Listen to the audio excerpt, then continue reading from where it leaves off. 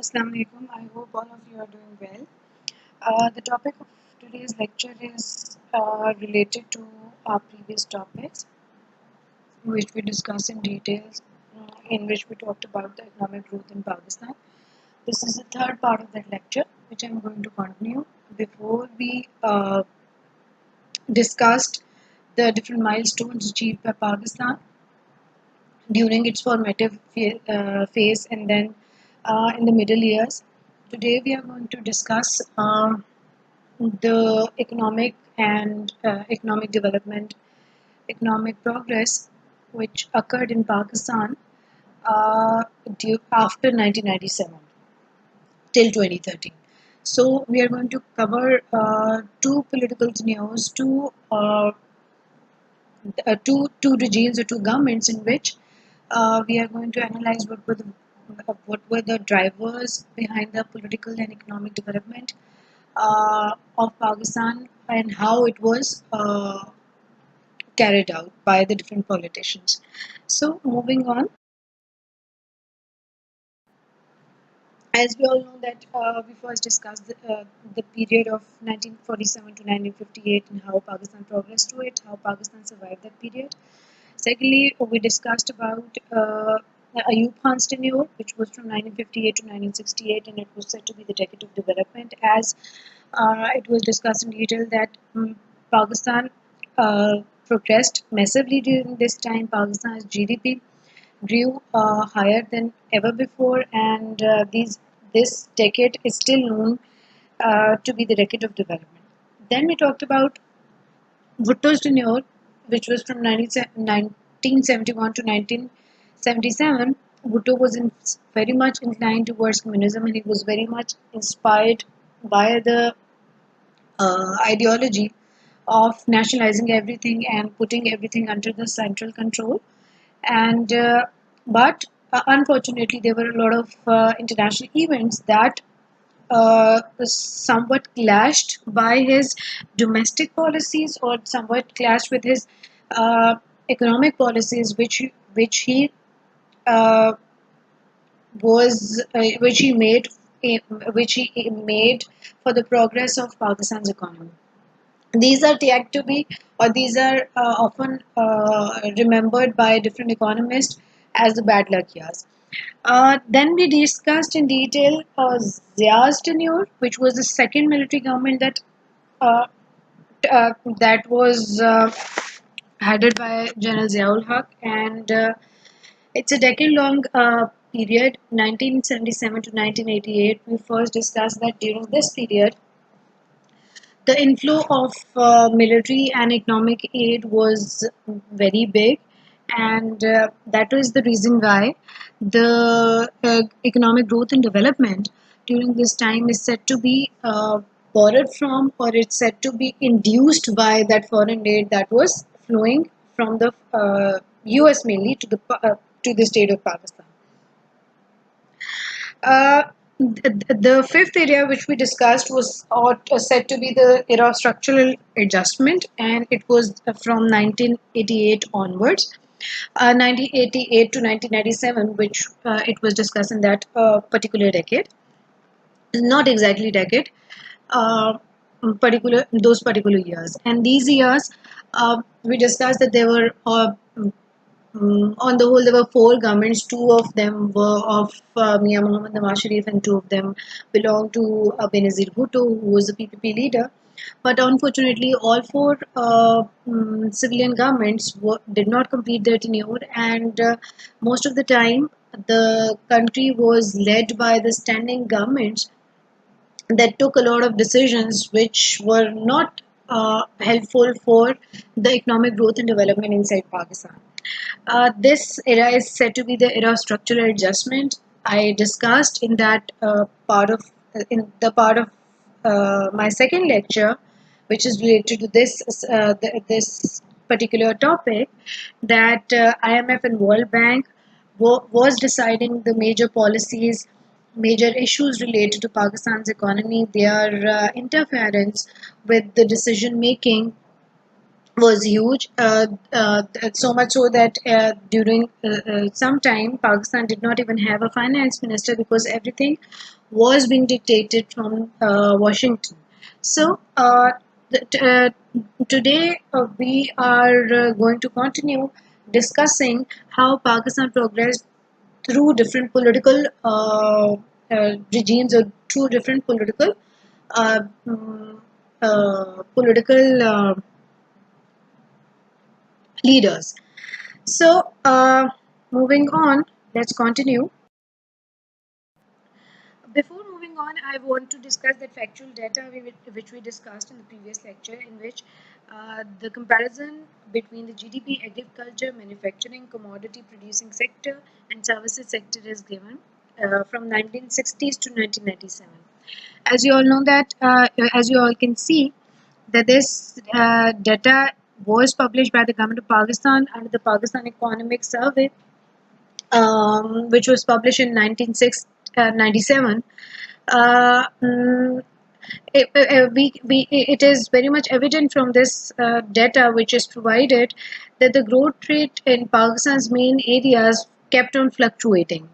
It was higher during the 1960s, then it became lower in the 1970s, then again it was improved in the 1980s, and during 1988 to 1997 the structural adjustment era proved out to be very harmful for the growth and development in Pakistan. Pakistan's GDP fell, agricultural development was poor, manufacturing sector was suffering, commodity producing sector was also suffering, and the services sector also regressed. Regressed का मतलब होता है कि वो जो है वो decline कर गया. अच्छा जी. उसके बाद अब हम एक्चुअली आज के टॉपिक के ऊपर डिस्कशन करते हैं.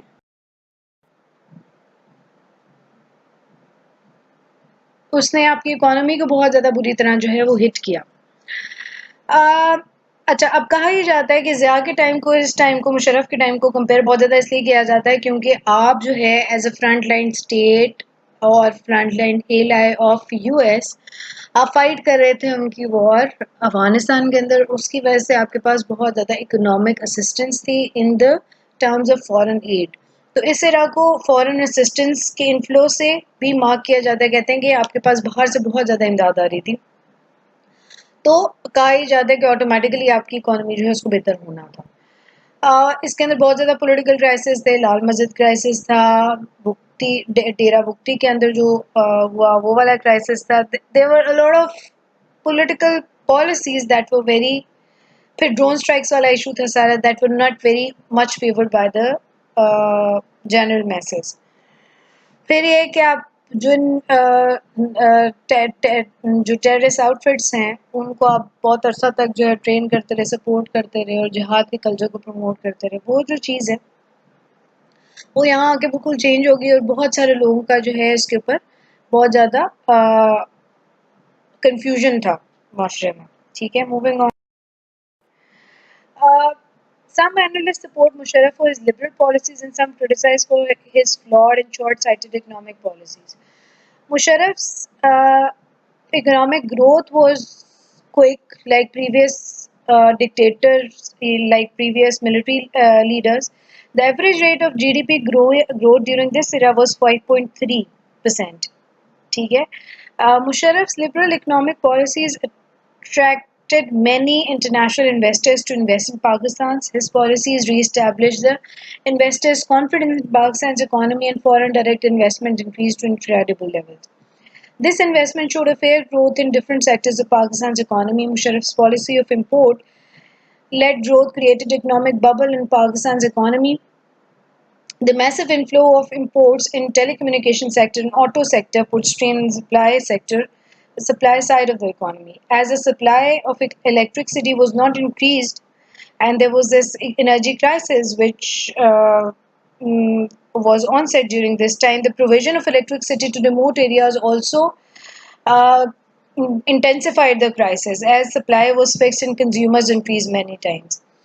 The energy crisis started inflation in the country, which became high in the subsequent years. This inflation thus consumed the economic growth and people's purchasing power. Purchasing power quwwat-e khareed जो है लोगों की. These flawed economic policies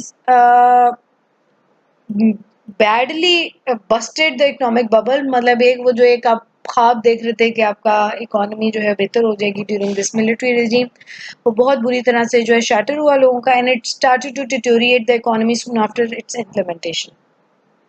एक और interesting बात जो है वो मुशर्रफ के टाइम के अंदर बहुत ज़्यादा जो है आपका प्राइवेटाइजेशन बहुत ज़्यादा हुई, आपके प्राइवेट चैनल्स बहुत ज़्यादा आए, आपकी मीडिया जो है उसको बहुत ज़्यादा फ्री किया गया है। ये बात मैं डिस्कस करना भूल गई थी। अच्छा जी, फिर क्या था कि ये सारे इन इश्यूज़ के बावजूद आपका इलेक्ट्रिसिटी या एनर्जी क्राइसिस, फिर आपके डिफरेंट पॉलिटिकल फ्रंट के ऊपर इश्यूज़, फिर एकदम से जो प्राइस हाइक आया था, उन इश्यूज़ के बावजूद बहुत सारी पॉलिसीज़ को बहुत ज़्यादा इकोनॉमिक और पॉलिटिकल सर्कल्स के अंदर बहुत ज़्यादा, कहना चाहिए कि बहुत ज़्यादा एप्रिशिएट किया गया, बहुत ज़्यादा लोगों ने उसको पसंद किया। The top amongst those economic and political policies was the educational reforms and development to build up a productive human resource in a country which is deficit in it. ठीक है, मुशर्रफ ने एजुकेशनल इंस्टीट्यूशंस को बहुत ज़्यादा जो है progressive करने की कोशिश की। आप लोगों को शायद उस टाइम में याद हो कि ड्यूरिंग दैट टाइम